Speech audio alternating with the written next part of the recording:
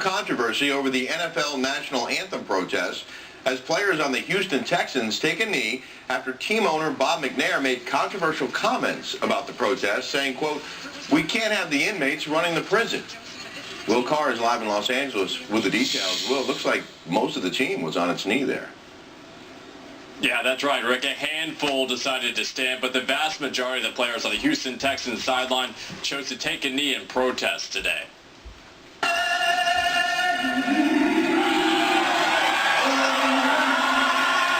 This after Texans owner Bob McNair met with his team Saturday and expressed regret. He also issued a statement which in part reads, "I used a figure of speech that was never intended to be taken literally. I would never characterize our players or our league that way, and I apologize to anyone who was offended by it."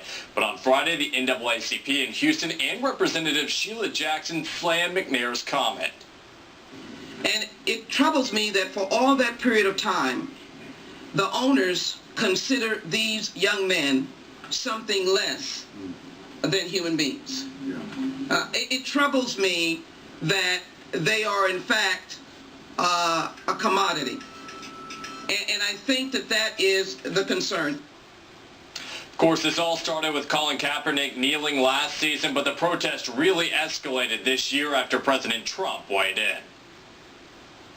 Wouldn't you love to see one of these NFL owners, when somebody disrespects our flag, to say, "Get that son of a off the field right now, out, he's fired. He's fired!" We'll have to see how the Texans handle this issue moving forward. And Rick, in case you're interested, they lost a thriller to the Seahawks this afternoon. Any other owners weighing in about this? Reporting today that a number of owners are actually talking about cutting off Roger Goodell's pending contract extension. That's really something to keep an eye on, especially if these protests continue, Rick. Will Carr in Los Angeles. Will, thanks very much. You bet. Dear flag. Dear flag. Dear flag of the United States of America. Dear Old Glory, thank you. I just need to tell you how deeply proud I am of you. And I want to thank you for all you endure.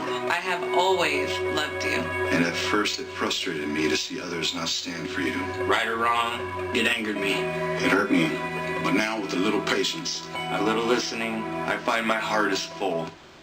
This powerful video made by wounded veterans and athletes giving their take on the national anthem debate.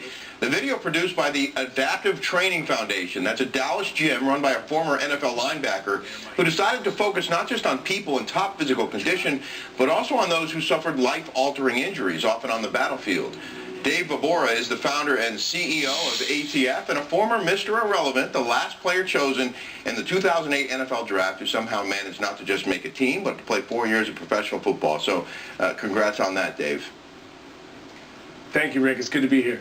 It's good to see you again. The anthem debate has divided many Americans, and your video is taking a very different approach to this controversy. Yeah, I think if we focus on what we want to move away from, we kind of stay stagnant. But if we can fix our eyes on something that we want to move toward, that's a whole different focus. And so the intent behind this video was to, perhaps through the lens of gratitude, invite all people into a story. And that inclusion is one for us as Americans to be grateful and to show gratitude to the fact that we can even have the conversation. And a lot of the veterans that are in that video, in fact, were the ones that said, "I'll never watch an NFL game again," right? "I'm burning my stuff." And I was the one, as a former NFL player, to say, well, let's hold on a second. You know, and we went deep and we had some hard conversations, which ultimately led us to making the Dear Flag video. I met a couple of the guys in that video when I met you in Dallas for that Marine Corps Law Enforcement Foundation event, and these are obviously some very brave people who lost limbs or suffered catastrophic injuries, and they're getting some pretty special attention, as we can see in the videos here. Yeah, you know, when President Bush and Speaker Ryan came in to visit our gym earlier this summer, Bush looked at him and said, "Look, your greatest opportunity as a leader is in front of you." And I believe that, because I think this is the type of statement. Look, it doesn't matter who goes first in this situation, because we can't move forward without each other. So I believe great leadership is about doing what you can, where you are, with what you have. And that's what these veterans and civilians from the Adaptive Training Foundation have done. And they pose specific challenges for you as a trainer because they're missing limbs. Sure. Yeah, you know, I think impossible is only an opinion. And these guys, they embody what it is to have the indomitable human spirit. And we're all humans. And so I think we're quick to sometimes marginalize our own capabilities. You know, and I hear people say, well, my vote doesn't matter. Well, on the dearflag.com website is people's emails writing in saying, hey, I would have never thought I'd be writing this, but I'm writing this to you saying that somehow your video changed something for me. You know, I will still stand or I will still kneel, and that's okay. But how do we create a narrative, or how can we prove that there's even a conversation to be had out of kindness and respect? And the theme of that video is basically that what the flag stands for is what enables people to kneel and others to stand. It's the rights that we have that are so important. Yeah, I think all men are created equal, right? Our Constitution says that. So if you believe in freedom, justice, and equality, we have to be quick to be able to say, look, this is what I stand for, this is what you stand for, and let's figure out a way that those intersect. Because where they do, that's what this country is all about. That's why I think people from different countries want to come here. This is the American dream. But in this current state, this climate is so volatile that people can't see through that. So I think the only way to create a perspective is to look to people like this, that at some level through our society has been marginalized. You know, they've been treated almost as less than. And in this case, as football players, that it sometimes are treated as almost a commodity, or almost as something that is, you know, expendable.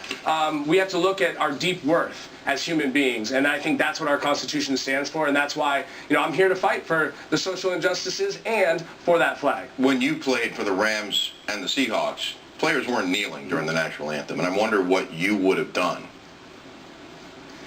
You know, again, I think that there's a part of this team atmosphere in solidarity that matters, and you go to sweat and to bleed for these guys and put your body on the line, and I think that's an internal conversation.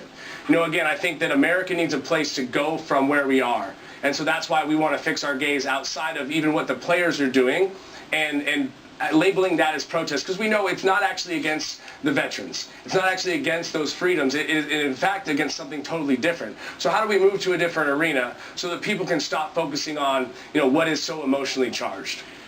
Dave, we want to encourage folks to go to dearflag.com and check out this video, and we also want to know from you, what would you tell people if they want to get involved on some level with the kinds of things that you're doing? You know, again, I'm wearing this shirt. I think this is, if you find yourself in this story, I think everyone has their own Dear Flag narrative. And so submit that to us, right, on dearflag.com, right, whether that's in writing or in a video submission. We want to know. I want to encourage youth and young people to be able to prove that we can have this conversation. And again, regardless of whether you think you're a leader, I'm empowering you and I'm qualifying you that you are. And that is something that we do at the gym, and that's why this video was made, because people were willing to say, hey, look, I may not like it, it may be uncomfortable, but I'm willing to stand in the fact that we can be grateful